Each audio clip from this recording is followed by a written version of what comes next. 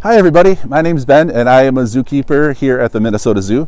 I work mostly on the Northern Trail and Russia's Grizzly Coast, and one of the species I'm fortunate enough to work with are the bison, which you can see here behind me. Bison are a big part of the zoo. We've had them for quite a while here. If you want to see these guys, we do have a larger than life version on our Nature Illuminated trail that you can visit. Visit our website to see about tickets and things like that for that. Bison are a really cool animal. They're the largest land mammal in North America.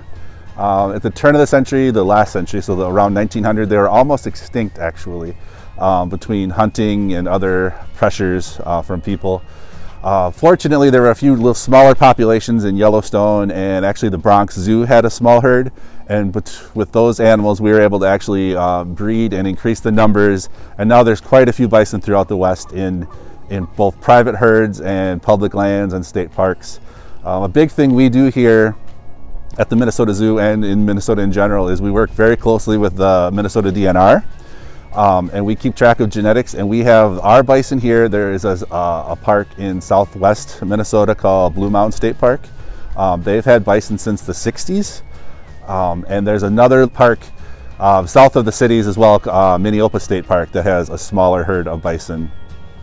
And all these guys have been genetically tested. They're as pure bison as you can get. There were a lot of issues with bison interbreeding with cattle. So we wanted to try to eliminate those extra genes if we could. So these guys are all tested for that. We actually have 8 bison here right now. We brought 2 in from a small zoo called Oxbow down by Rochester. Their genes are not expressed in the population between that the DNR and we work with. So hopefully we'll get them in here, and we'll have some calves next year that will bring in their genetics. So that's a huge part of the conservation part of what we do here at the zoo, and not just with bison, but with a lot of animals. And we've had a lot of help working very, very closely between us, the Minnesota DNR, and the Shakopee Midwakanton Sioux community.